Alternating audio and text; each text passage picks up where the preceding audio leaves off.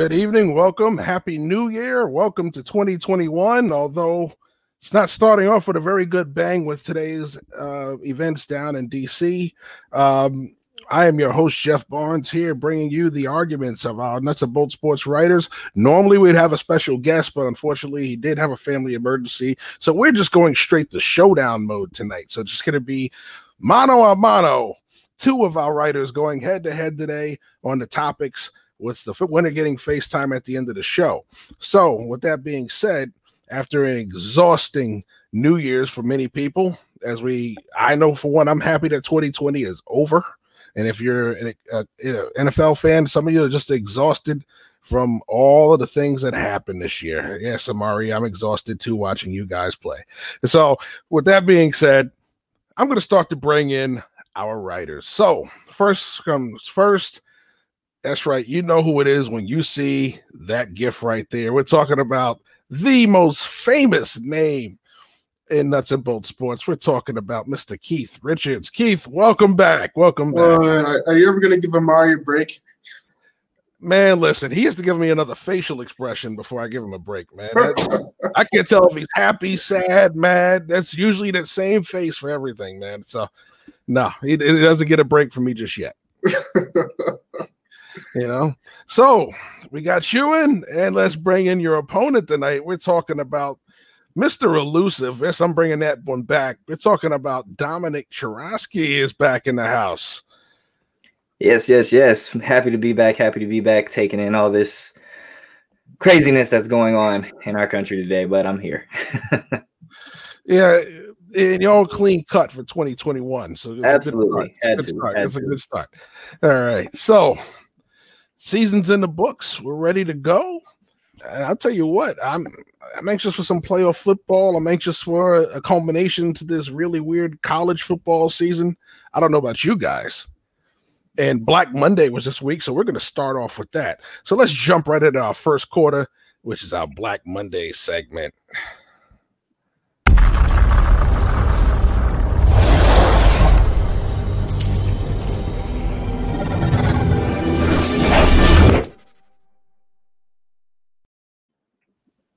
Black Monday has come and gone.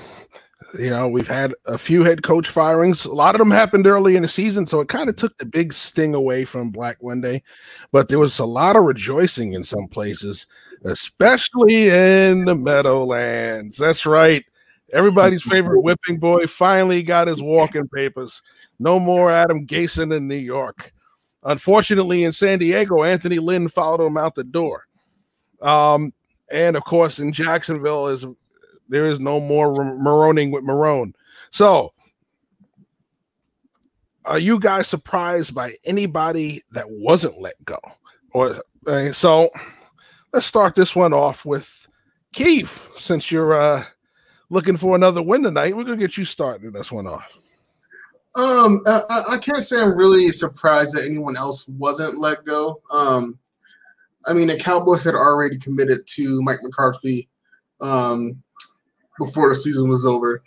Doug Pederson won a Super Bowl for the Eagles.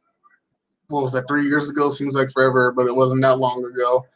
And Denver had already committed to Vic Fangio as well, which were the top three I think that might get booted based on how the season went.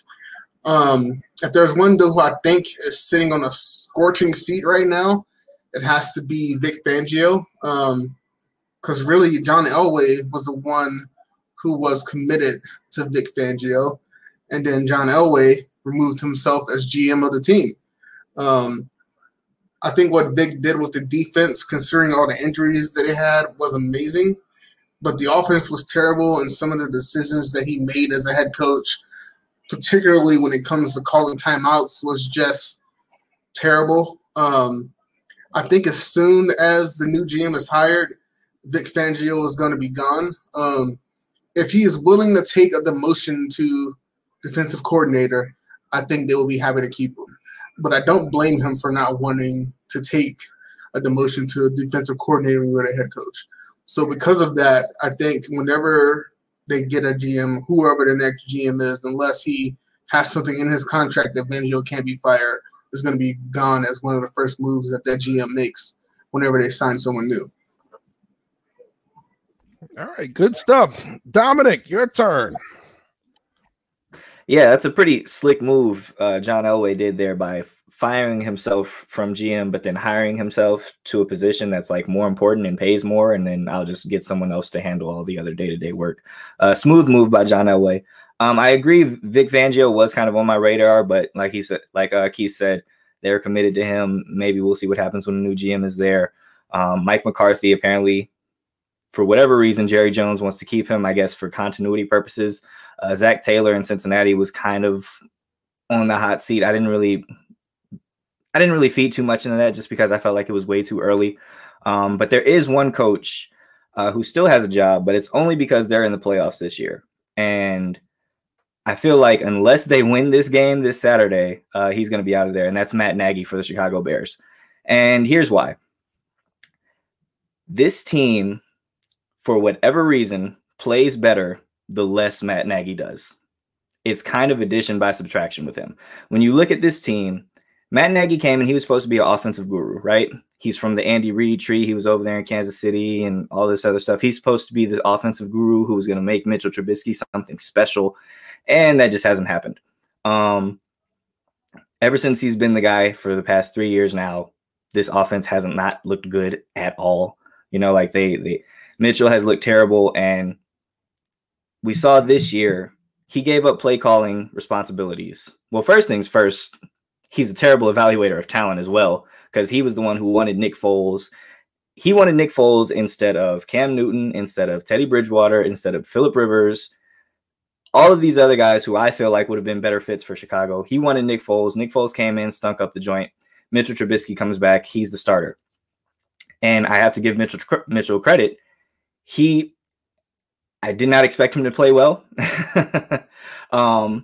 but he's played well enough, I feel like, to at least get one more year in Chicago. We'll see what happens there. But this team is better the less that Matt Nagy does. Matt Nagy gave up play calling responsibilities in Week 12 against the Green Bay Packers.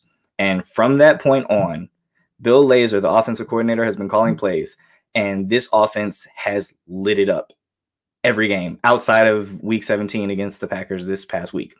When you look at the first 11 games that they played, there were only 2 games when Matt Nagy was calling plays this season.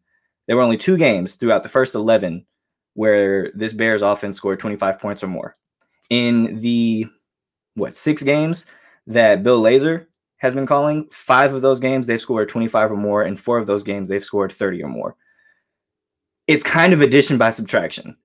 If the less you do, the better we are, it kind of just makes sense for us to move on from you in general and just get you out of the building. So I feel like unless the Bears can pull off the upset against the Saints this weekend, Matt Nagy's going to be on his way out. Mitchell might have bought himself one more year, depending on who the head coach is coming in after that. But I think Matt Nagy's definitely on his way out. Yeah, I mean, there were a couple. I honestly, when I heard that Anthony Lynn was on the hot seat at the end of the season, I was like, should he really be? And the fact they got rid of him, I'm like, okay, this didn't make any sense to me.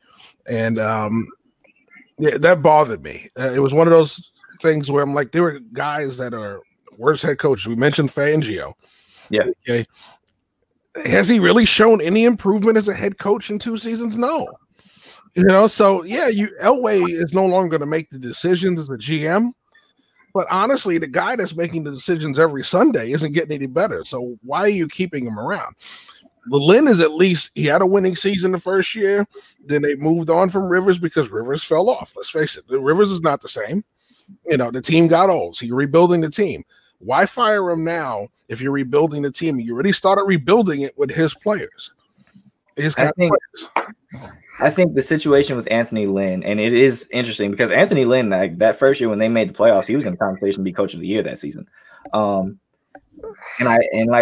just think that with Anthony Lynn, the problem I feel like with the Chargers was that they kind of feel like certain things didn't change, and it was those late game situations where they just kept finding interesting ways to lose games, and it was like, you were supposed to be brought in to fix that. We thought we did a couple years ago, but these things keep creeping up. I would have liked to have seen him stay around for another year. But I understood why they moved on from him.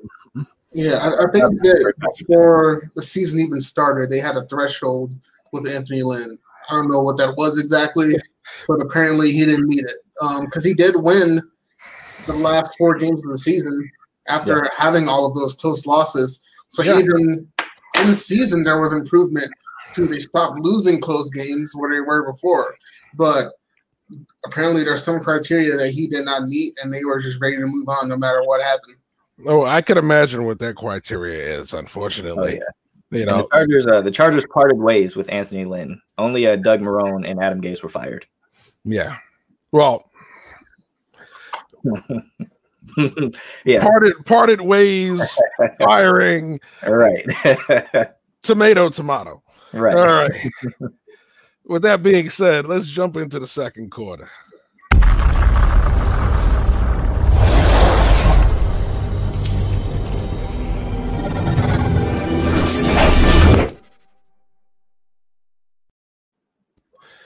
Speaking of coaches on the hot seat, this one has to be sitting on a hibachi.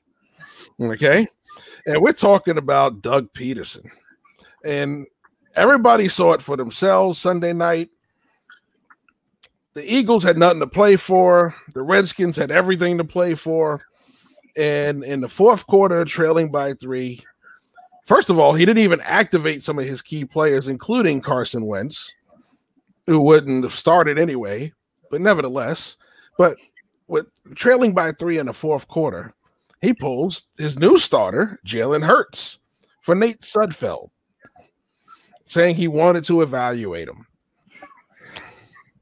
I think he evaluated Nate Sudfeld 3 years ago, which is why you drafted Jalen Hurts. But nevertheless, he's drawn a lot of heat for it. Like I said, at that point, the team had nothing to play for. The Giants surely weren't very happy with him. They've been anti-complimentary of him since then. So, in your mind, if you're Jeffrey Lurie, what should you do with Doug Pederson? So, Dom, you're going to start this one off since Keith got the pleasure of starting off the first quarter. Gotcha. All righty. I don't know if I've ever seen the luster of a Super Bowl win wear off so fast. If I'm Jeffrey Lurie, I'm surprised Doug Pederson still has his job, to be completely honest. And it's a plethora of things, right? It's the fact that this team, since that Super Bowl win, has underachieved, right? Now, obviously, Carson Wentz has been banged up, and you've had to deal with that, his regression. But I also feel like that's part of Doug Pederson's fault. Like Doug Pederson, you're supposed to kind of help out with that process. You're supposed to help Carson Wentz in those situations, and it hasn't happened. Now, that's not all on Doug Pederson. That's also on Carson Wentz. But Wentz reports coming out that Wentz, the relationship is fractured beyond repair. You have a team that got old really quickly, and I feel like this team has made some really bad moves in the draft, like passing on Justin Jefferson to draft Jalen Reagor. But this past game, and yes, their season was over, and to everyone else, the Eagles didn't have anything to play for. But don't tell those players that, right? No player goes out there and tries to lose. All of these guys that are in the NFL want to go out there. This is their dream. This is what they've worked their entire lives for. None of them enjoy losing. And I feel like it would have been a really great kind of cap on this season for them at the very least. It's like, listen, we've had a terrible year, haven't had the type of season we really wanted to, but we got an opportunity here to at least go out with a win, see what we have in Jalen Hurts, and maybe even end one of our division rival seasons and knock the Washington football team out of the playoffs. That sounds like something to play for me. Like, that's enough motivation for me to go out there and play my hardest. And for Doug Pederson to basically just be like, yeah, no, we're not even going to try and win this game. It's an ultimate insult. And I love what Joe Judge said, even though he's kind of, doing a little free campaigning for himself and trying to get in the good graces with the Giants fans, but him basically come out and saying, hey, listen, a Joe Judge-led football team will never do that, basically. He's like, we'll never disrespect, the game and all that. And I agree with that. So, you had reports of players, literally like defensive players, wanting to fight Doug Pederson right there on the sideline. And I feel like they were in their right to. Like, this is insane what we're seeing in Philadelphia right now. Doug Pederson at times doesn't even look like he wants to be in Philly anymore. It's rough. And I don't know if with that type of fracture, I don't think it's something that you can rebuild. Trust takes years to build, and it only takes seconds to destroy, and it takes forever to repair. I don't know if you can do that. Like, it's something similar to what we saw in Seattle when, they didn't want Marshawn Lynch to run the ball in at the 1 yard line against the New England Patriots.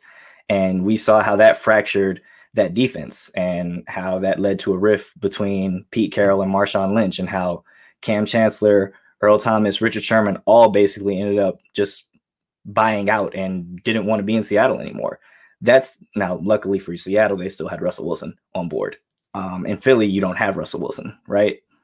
So I don't see how you keep Doug Pederson around. He's going to get at least one more year, but I don't see him sticking around much after this. If it was up to me, he would have been fired after this game. Yeah. Things tend to wear off pretty quickly in Philly if you don't win again. Philly is a rough town. Philly is a very rough town. Keith, all yours. Like Dom said, if it was me, I probably would have fired him after that game. But this is why I'm not a coach or a GM, because I would fire people for lots of reasons. I think he is not fired at this point because even though the shine of the Super Bowl has worn off quicker than anyone would expect, he did win the franchise the first Super Bowl in their history. And it's hard to walk away from a coach that you have that much invested in as far as monetary value and emotionally. As far as what should happen to him, I think he should be fined. I think the team should be fined. And I think the team should lose a draft pick as well. Let me say first, I don't think that the Eagles owed the Giants anything. The Giants could have played better in a couple games.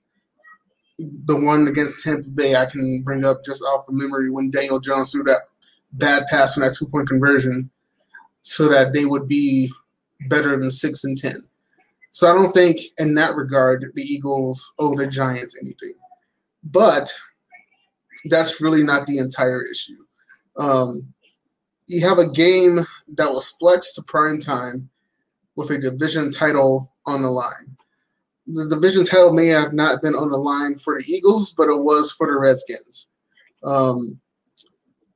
It was clear in that game that Washington was struggling with Jalen Hurts when he was outside of the pocket. They were only down by, I think it was 3 when he was pulled from the game, and they were more than capable of winning that game. You could just see on the players' faces that they wanted to win that game.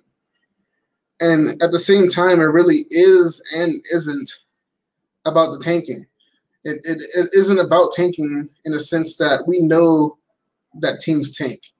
The NFL doesn't seem to care to do anything about that, so there's only so much you can worry about that when there's nothing you can do about it. But at the same time, we've never seen a team tank to that level in a primetime game on national TV. I mean, they just didn't want to win. And it wasn't the players, it was clearly the coach. And then the nail in the coffin is when he gets on TV after the game and talks about they were still trying to win the game. When they pulled their best player off the field, he's saying they tried to win the game. I mean, Stevie Wonder could see that they weren't trying to win that game. They didn't even dress Carson Wentz before the game. Even down to the last play, they're still only down 6 points. A touchdown could win the game. They don't even lateral to try to extend the game to try to pull off a victory. They literally just laid there, rolled over, and died. I think it's hard to justify firing him just yet. I mean, he's not the only coach that started really hot and cooled off. I mean, we can have that same conversation about Sean McVay with the Rams. They made the playoffs, but it's not like they have been that great since they went to the Super Bowl. But he definitely put himself in a position to where they have to think about if they want to move forward with him or not. You made an interesting point to me that I want to expand a little upon. So you said NFL teams tank. To me, that's the one league where teams don't really tank. You know, if you think about it, in the NFL, you have the worst record. You're guaranteed the first pick. But that has been the one sport out of the major three where the worst team that has that number one pick is usually just that bad. They're not playing. You think about, look at last year. We accused the Dolphins of trying to tank. They traded away their best players. They got better in the same season that they traded away their best players. You know, the teams that couldn't win, usually, you know, that went winless, still trying to win games. They just couldn't win games, you know. So usually it's like tanking in the NFL usually didn't mix until we talked about this with Doug Pederson. And yeah, I think that was I don't think he was trying to win the game. I think he was trying to keep certain things. He didn't want Carson Wentz to get hurt, so he didn't play him. You know, because honestly, if you wanted to make it seem like you were evaluating your roster, you'd have activated him. If you wanted to pull that same move, you'd have played him in the fourth quarter. You know, so yeah, I don't think he had any intention of trying to win that game. I agree with you, you know, but if they were going to be close to winning, I don't think he was going to stop them from trying. I think that was the one thing about it. He says, well, you know what? I'm not going to get this kid hurt in a meaningless game either. So yeah, I played him for 3 quarters. I'll throw Sudfeld in there. You know, as far as if they were winning or losing, I think Nate Sudfeld was coming in no matter what. I think I almost agree with that up until the point where they talked about in the game, by them losing, they go from the 9th pick in the first round to the 6th pick in the first round. Yeah, well, I blame the NFL for that, because you knew going into this week you shouldn't have flexed that game because Philadelphia was already eliminated. So realistically, granted you didn't want to flex the Dallas Giants game because technically they both could have been eliminated had Philly played earlier. I mean, if Washington played early in the day, then you should have flexed somebody else to that spot. But that was a mistake in the scheduling of saying, okay, we're going to flex the Washington game. Philly had nothing to play for. It's not like both teams in that situation. You want the primetime game to be a heated game where both of these teams have something in the game. Shoot. Flex the Tennessee game to the prime time. Don't flex that game, because all it took was one thing, and once that one thing happened, you know, Philadelphia was out of it. They had nothing to play for. And when you saw the injury report all week, there was no way you were looking at that game saying, "Well, Philadelphia is really competing." They weren't competing. Fletcher Cox wasn't going to play. A lot of those guys that were hurt, they already sat him out. Miles Sanders. You knew from the middle of the week he wasn't playing. You know, without those guys, they had 3% of a chance of winning. Am I being generous? I think it was close. That's my thing. Like, even without that, it was close. It was only a 3-point game, so they had it. They had a hell of a shot. Yeah, they played hard. So at the end of the day, it's about his attitude throughout that game. Like, he never looked like he wanted to be there that game. He was going forward on 4th down where he normally wouldn't have all season, and then not taking points when he would have all season. And he had nothing to lose. Yeah, and then just the nonchalant of his presser where he is with a straight face saying they tried to win when everyone knew they were not trying to win. Yeah. Like if you're not trying to win, I really don't care. Like, I don't pay your paychecks, but don't lie about it. Like, treat us like adults. I think that was where a lot of people also were upset with us about it, because it's like, you're gonna do this and then you're gonna lie in our face. Like, you're gonna just slap us in the face with a lie afterwards. And to the point that you made earlier, I don't think teams themselves try and tank. Organizations definitely do. Like Miami last year, they were trying to tank. It was just that Brian Flores is a hell of a head coach and motivated that team. And Ryan Fitzpatrick got some magic. The Jacksonville Jaguars this year, they actively tanked, and it worked. They got the #1 pick. And they don't tell their players that they tanked though. They play every game. And they almost won. And they almost won their way out of the first pick. Right. But when you look at the NFL, and I'm going to say this quickly before we go to commercial. When you look at the NFL, we talked about parity. You look at that top team. You look at the last team. There's not a huge difference in talent. Not like college where you go into a game and say this team is going to lose by 50. You could always say that about the NFL, no matter what. There's always a team that's not supposed to win that wins. So at the end of the day, there was no way on paper that game should have been a 3-point game going into the fourth quarter.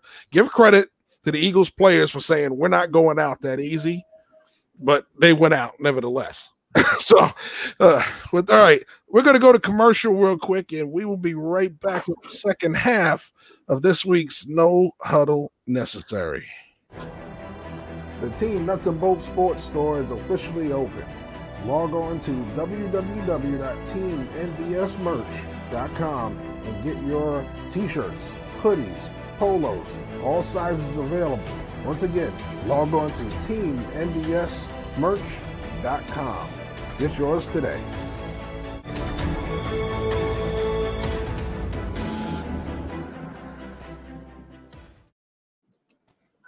And we are back, getting ready for some third quarter action. We've had some pretty good stuff going on so far in our nice little showdown section here. And kicking off the new year right. So with that being said, we're going to jump right into the third quarter.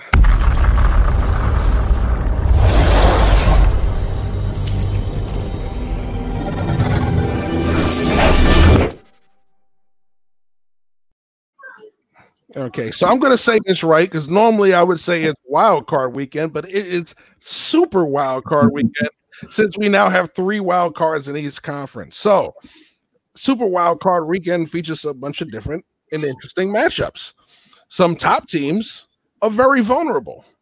So, with that being said, you guys are going to tell me out of these 3 teams, which one is most likely to be upset this weekend? Was it going to be the Steelers, Seahawks, or Saints? All right. So, Keith, this one's all yours. So I'm going to start with my answer, and then I'm going to work my way back to it. I think it's the Seahawks who are the most vulnerable and probably will lose this weekend. Despite his recent resurgence, Mitch Trubisky is still Mitch Trubisky. He was benched for a reason. He has been playing a lot better game. I have to admit that. But I don't think he's quite at a level that you can count on him to win a playoff game. And I don't think he's going to be able to read and overcome that Saints defense. For the Browns, Kevin Stefanski is under COVID protocol, and he won't be coaching. The players are the people who play the game. They get the product done on the field, but Stefanski has been the one pushing the right buttons, pulling the right levers throughout the season to put that team in a position to be good and to win. And then you think about the Steelers, they might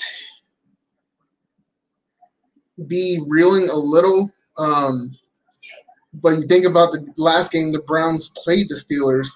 The Browns had to work hard to win that game without Pittsburgh giving their best effort. I mean, they didn't start their quarterback. They didn't play a lot of other players as long as they normally were, as many plays as they would. So I don't think the Browns will be able to overcome the Steelers 2 games in a row, especially without Kevin Stefanski on the sideline and with Mike Tomlin on the sideline. That's a huge advantage for the Steelers. When it comes to Seattle, their defense has gotten a lot better as they've gotten healthy as the season has progressed. But that defense is still like the Hoover Dam with a large crack in it. Any sudden movement, any vibration can cause that dam to burst.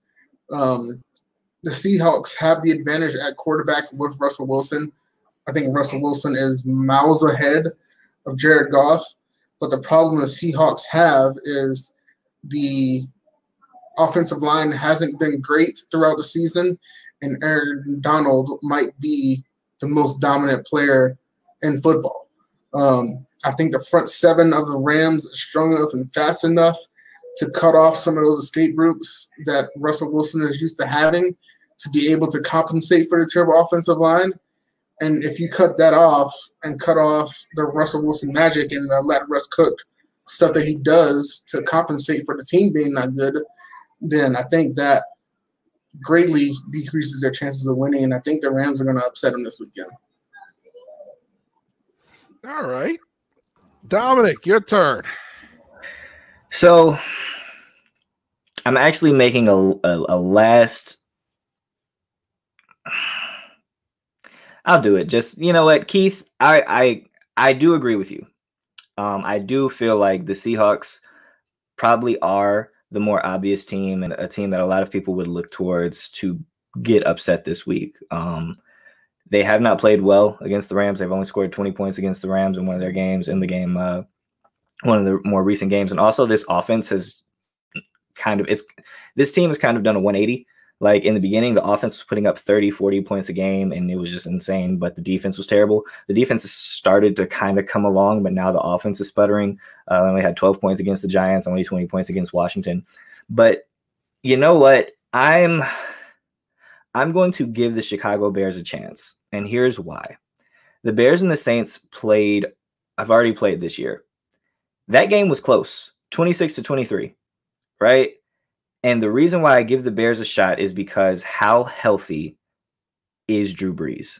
That Bears defense is elite. That Bears defense is going to get after him. And if they start touching up those ribs and those ribs are a little soft, this game takes a huge turn. Bill Lazor's the one that's calling plays now, like I mentioned earlier. They found out that, hey, if we hand the ball off to David Montgomery instead of trying to run wide receiver reverses when we only need to pick up 1 yard, we're usually pretty successful. David Montgomery is a hell of a running back. If you can play keep away with a great defense and a good run game, keep Mitchell Trubisky in a situation where he's not doing too much. He doesn't need to read the defense. You do a whole bunch of play action, do some bootlegs, get him in what he does best, move. He's mobile. Get him out in space so that way he can see the whole field. He doesn't have to read the defense. He doesn't have to go through all of his progressions. He can make 1 or 2 reads and then take off if he needs to. Chicago has a chance. It's all about what this defense can do and how healthy is Drew Brees. Because if Khalil Mack and the boys can get after Drew Brees and touch up those ribs, this is anyone's game. Because Taysom Hill isn't going to put up points against this defense. And then it'll be up to famous Jameis. And the thing that Jameis can do, he keeps both teams in games.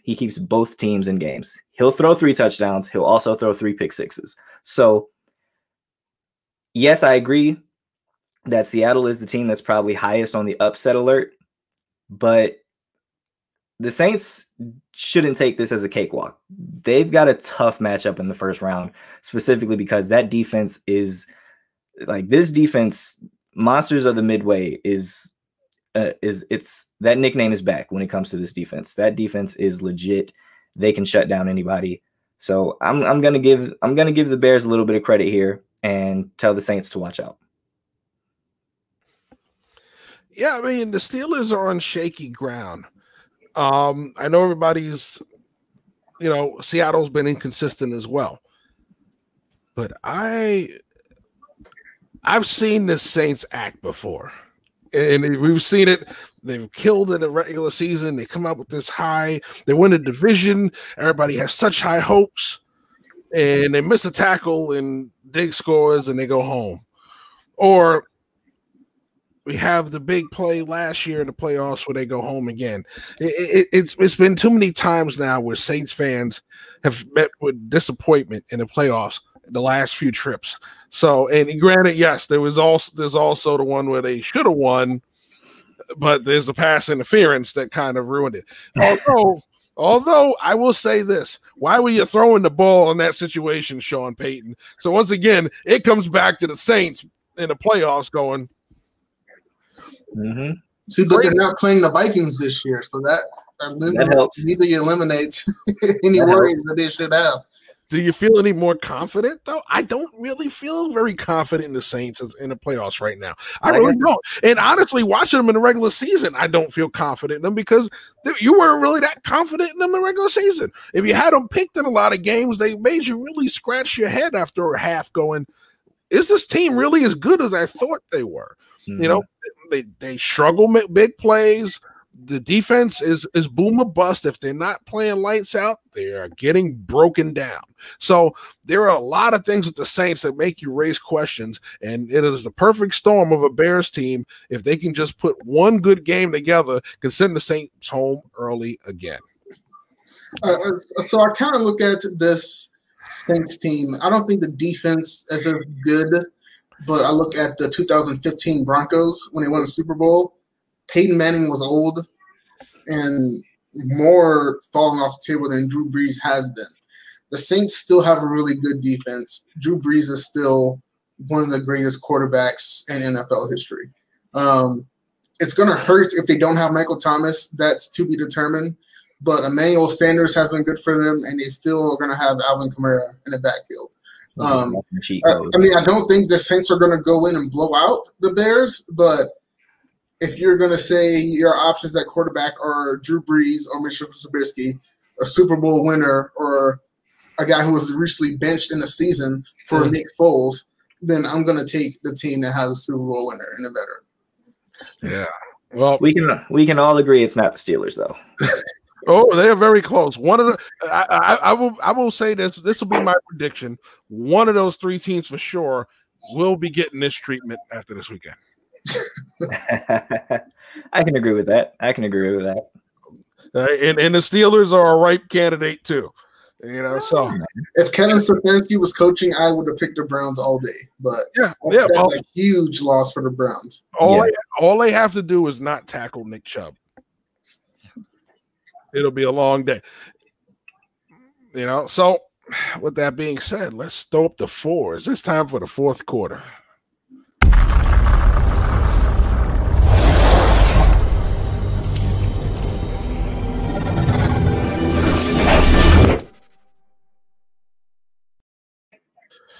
All right, so fourth quarter, it's all about who takes home the FaceTime.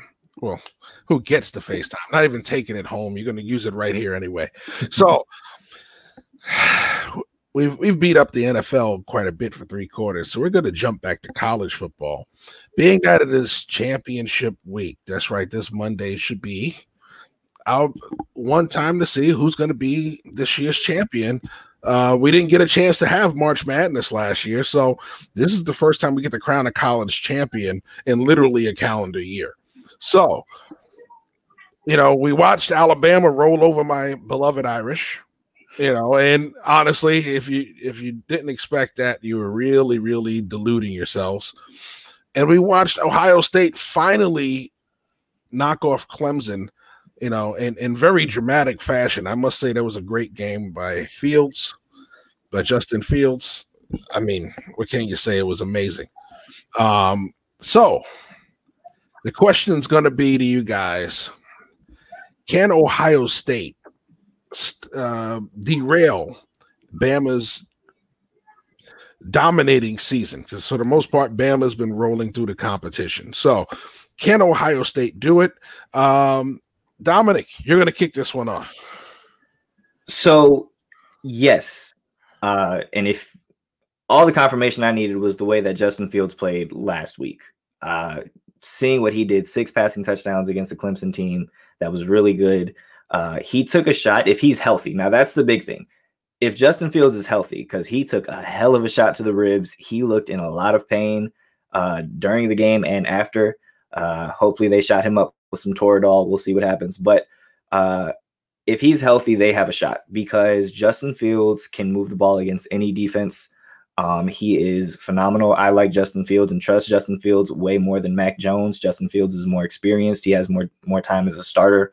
And then this Ohio State defensive line got after Trevor Lawrence in that game. So if they can create some of that pressure and get to Mac Jones, get him off his spots, and make him maybe make a couple passes early, start touching him up, getting him on the ground, and Justin Fields is doing Justin Fields things, Ohio State definitely has a shot. Now, it may be a little bit tougher because apparently Jalen Waddle may or may not be playing in this game. He's been practicing all week. Granted, he had that ankle injury that basically ended his season this year. But Nick Saban's come out and said that he's been practicing this week and he's going to make an attempt. He might be able to play. And you already have Devontae Smith, who won a Heisman this year, won as a wide receiver, which just very rarely ever happens. Devontae Smith has been one of the best players in the league or in the nation. But what's scary about that is when Jalen Waddle was healthy, how many of us really knew about Devontae Smith? Devontae Smith wasn't even spoken about until Jalen Waddle got injured. So that just lets you know how much firepower this Alabama offense has. It'll be a very tall task. It'll be very tough, but Ohio State can do it if they have a healthy Justin Fields and if this Ohio State defensive line can get after Mac Jones. Good stuff. All right, Keith. Money time. What you got? So it's kind of a weird thing looking at this Alabama team because in the past, Alabama has scored a lot of points on offense, but that has mostly been predicated off them getting a huge boost from their defense. And that really hasn't been the case this year. I mean, our defense hasn't been terrible, but it's not the traditional SEC hit you in the mouth juggernaut defense that you would expect from Alabama. And in that same vein, the Ohio State defense really hasn't been that great either. But I think for the first time in a long time in an Alabama championship game, you're going to have a bona fide shootout. Kind of akin to when Deshaun Watson was at Clemson and they beat Alabama. I mean, Alabama has not failed to score over 30 points in a game all season, and Ohio State only scored less than 30 once, which was that championship game against Northwestern. The one thing that I think may be a factor in this game is the fact that Alabama, for the most part, played a full schedule. They played 12 games. Ohio State has only played 7 games. I mean, it may not be that big of a difference, but especially coming off of a win Ohio State had against Clemson, where a lot of people were talking a lot of lip because they didn't beat Northwestern that well, and then they go out and score 49 on one of the best defenses in college football in Clemson.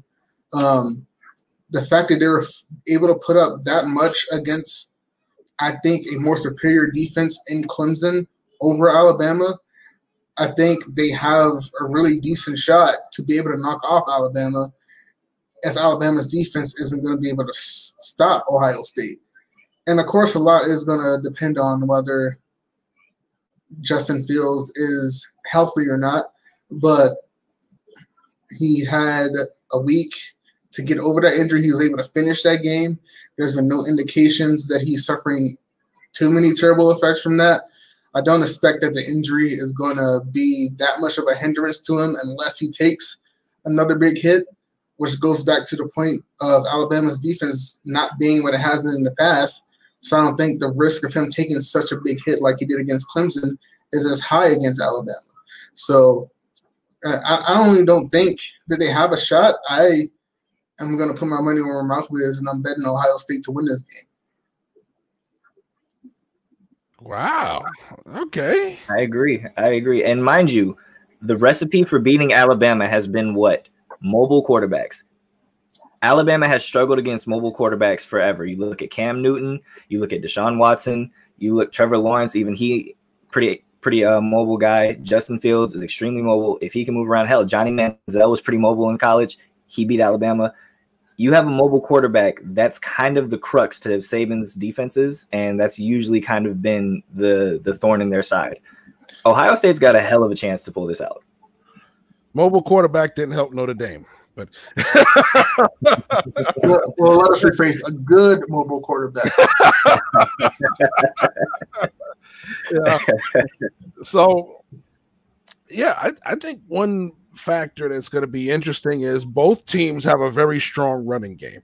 I think Nick Saban's going to try and take away Olave. So if Ohio State's running game could continue to impose their will on people, and I don't think you're going to see as much running from Fields with this injury. He's going to feel it. He's going to have to take another shot, and he's still going to feel it when he gets hit. So he's going to have to manage the pain and get through it if he wants to raise that trophy at the end of the day. But it's going to come down to if Ohio State's running game can do its thing, impose their will, and open up things for Olave and the other receivers, it's going to change a lot. And it's going to definitely give them the chance to match up because Bama's going to score. All right, yes, Mac Jones is playing well. Devontae Smith is burning everybody. And also, Najee is running the ball phenomenally. I mean, and when you think that you got him dead to rights, he hops over you now. He doesn't just run you over; he hops over you. Okay, so at this point, it may be roll tide for a lot of people right now, but I wouldn't be shocked if Ohio State can pull it off if they can get the running game going with Person. So it's that time. It's that time. You know, for the most part, most people are sitting back ready to find out who the winner is. And then every once in a while, we get a couple of people watching that are doing what Jet fans do. So with that being said, let's get the graphic and announce a winner.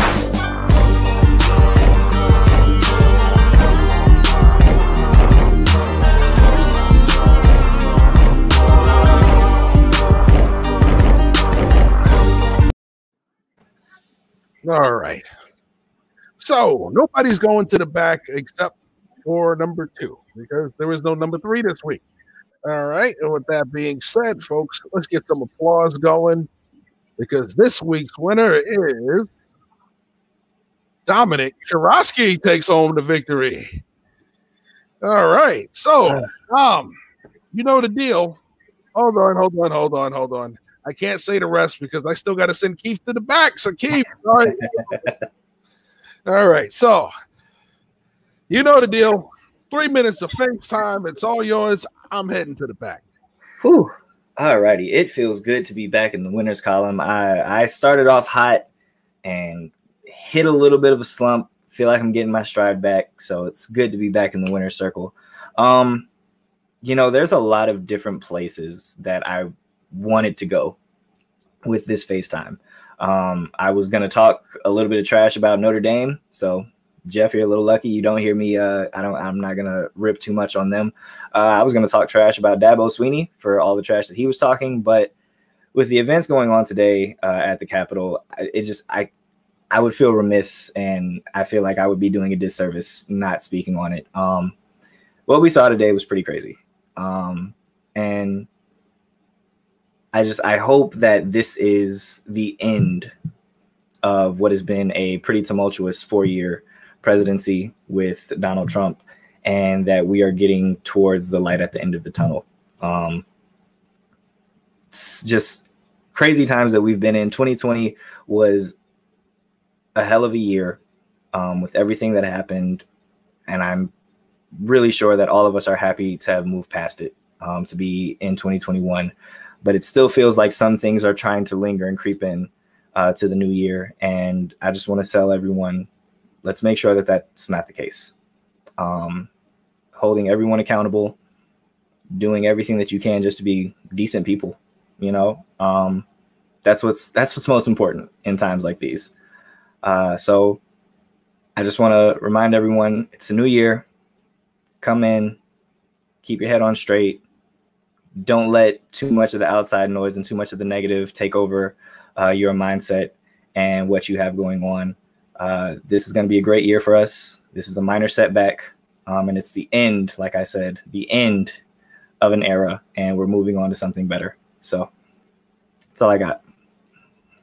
All right. Well, great point. I think what we saw today was resistance to change. Mm-hmm. All right. The big thing with his supporters is that they feel that the country's being taken away from them. The things are changing and they don't like to change. This country has always changed. Built on change. Our flag has changed. You know, it started with 13 stars. It's up to 50 now. That's change. Okay. Yeah. All right. In 1776, the country was one way. 1800, it was another. 1860, it was another. 1960, it was another way. Change is constant. No matter what, it's going to change. All right. If you can't embrace change, you get left behind. So it's about time for people to get off of this. You know, I don't want to change. It's going to change with or without you. They're finding out it's changing without them. They don't like it, but guess what? They are now certifying votes because plain and simple, change is coming whether you like it or not. Absolutely. It's time to wake up, put on the big boy pants, and understand that things change, and you need to understand you roll with it or get rolled over. Yeah, I think the thing that they just didn't expect in between 2016 and 2020 is the inclusion or the increase in African American voting. I mean, it was really high in 2008 when Obama was elected president. Went down in 2012. Went down even more in 2016. 2018, 2020, Black people and women voted quite a bit. So, I mean, I can't read people's mind, but I think there's really a feeling of loss of control. Like, this is the first time where the elite class and people who are used to being able to do whatever they want have felt like that they've lost control, and they are not happy about that. Indeed. And it started back in 2008. There was a big change. We've never had a Black president before. There were people who didn't know how to react to that. Mm-hmm. You know, and part of that was what got Donald Trump elected. You know, the resistance of anything not Obama. You know, so we're not going back to that. We're going back to what we want. Well, what you want has been passed over. We've done that already. It's time to move forward, include everybody. Oh, you know, we found out for 4 years that going backwards didn't work. You know, and the fact that we saw this year that now last year 2020 with the changes that people wanted made, it's not just minorities that want change, it's everybody that wants change. And that's the biggest take going into 2021. That's why we have a new president. That's why we have a new Congress. And plain and simple, it's about time for people to start to embrace the fact that things are going to change. You know, I can honestly say, here sitting at 44 years old, I am not the same person I was at 24 years old. You know, so things have changed for me as well. If you don't embrace it, you get rolled over by it. And you just want to change for the better, not for worse. Right. We'll see. 75 million people still voted for Donald Trump. So yeah. That doesn't push much confidence. No. Well, listen, no matter what, there are people who their self-interest come over everything else. Right. You know, whether it's something politically that he says that you agree with, or just, I'm never going to pick that party no matter what. You know, part of the politics we've had for the past now 12 years is this discourse of, I don't like liberals, I don't like conservatives. And we've gotten further and further divided on that. And that's part of what the problem is. Before, whether you like liberals or conservatives, you at least found a middle ground. We didn't want to find a middle ground. All right. Once they started pitching their tents on this side against liberals and Obama, well, the liberals did the same thing against Trump and everybody else. Yeah. So it became a big, we had a big parting of the sea politically. Yeah. At some point, we got to meet back in the middle and start to get things moving again. It's honestly the change that people want. You can't get from just going extreme this way, extreme that way. Most of the country is still in the middle. Mm-hmm. I would agree.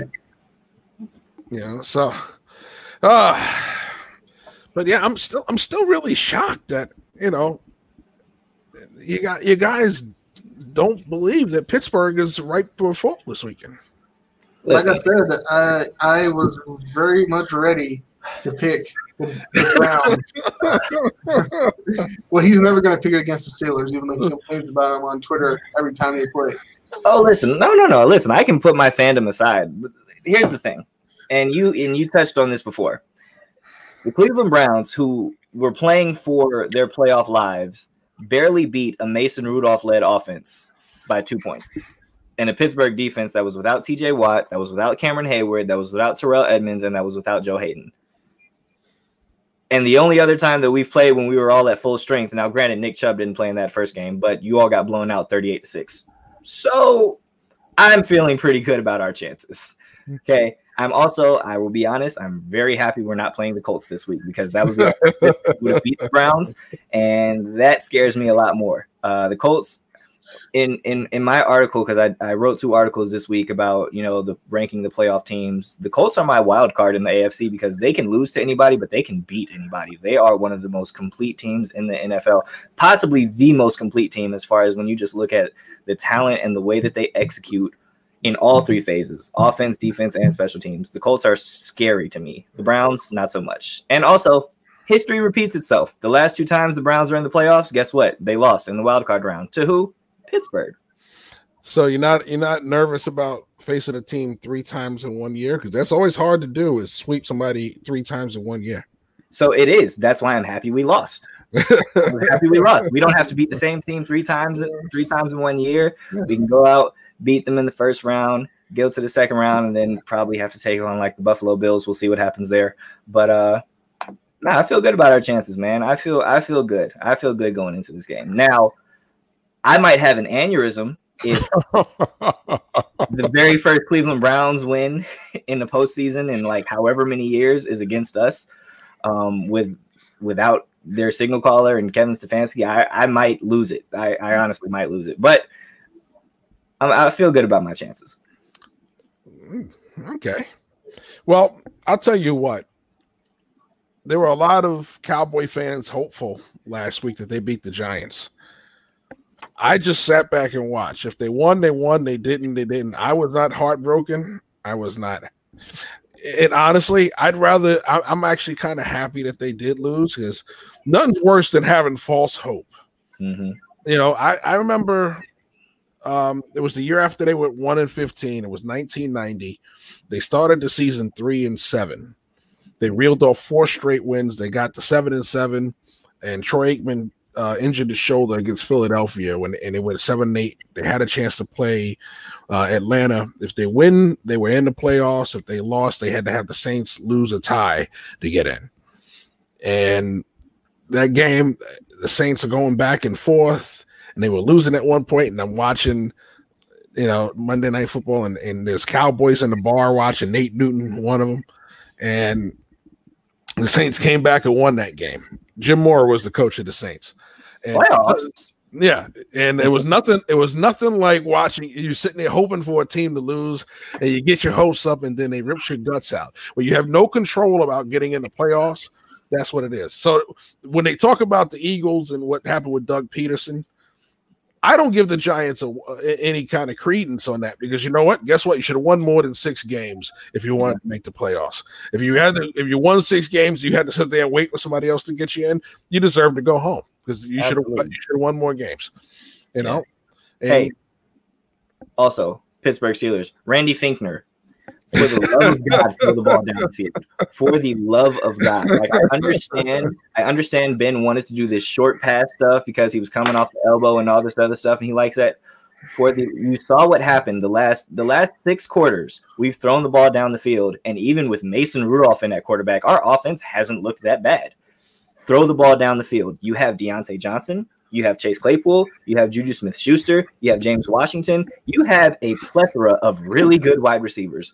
Throw the ball down the field. I swear I'm tired of seeing wide receiver screens and slants. Throw the ball down the field, please. Well, I don't think there's an issue if they want to use the short pass, if they use it to open up the deep pass.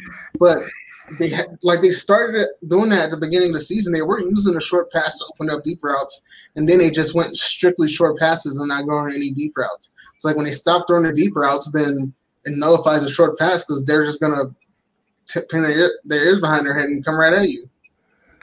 Well, I'll tell you what. You said even when they played Mason Rudolph last week, when I evaluated Mason Rudolph, he threw the ball a lot down the field. He can drop it in a bucket. And he was throwing to James Washington at Oklahoma State. So it wasn't like he was always a check down Charlie. Yeah. He had the ability to throw the ball down the field. Last year they were afraid to let him unleash it because they didn't want him to risk the turnovers. No, just drive the bus, kid. Where did that get him? Where did that get him last year? Hey, we were 8 third and fourth string quarterback. All right, I was proud of us last season. Yeah, and they missed the playoffs. What that get him? That gave Mason Rudolph a helmet to the head from Myles Garrett. Yeah. They wanted him to be a game manager and check down Charlie last year, and they got what they deserved for it. Let the guy throw the ball down the field. You'll have a better offense, and that goes for any one of your quarterbacks. You can't rely on just working the underneath game. You have to be able to open it up and attack all three levels of the defense. And that's why I am very nervous about the Saints in the playoffs, because they are not exactly the greatest at doing that right now. And since we're talking about exits, it is time for us to exit and get ready for next week. So the first show is in the books. All right. You guys say good night to everybody because it's a wrap. All right. See you next time. So I'm going to bump you to the back. And just as we said, thank you for tuning in. I am your host, Jeff Barnes. It's been a great first show of 2021. Unfortunately, the circumstances outside of my home studio are not as good as the circumstances inside. But nevertheless, I appreciate you for watching. We will be back next week with the divisional round and a championship recap show for No Huddle Necessary. I am your host, Jeff Barnes. So until next week, thank you for watching. Have a great night. Stay tuned.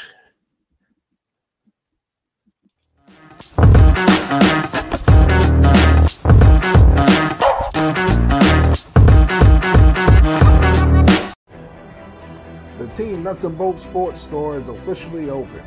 Log on to www.teamnbsmerch.com and get your t-shirts, hoodies, polos, all sizes available. Once again, log on to teamnbsmerch.com.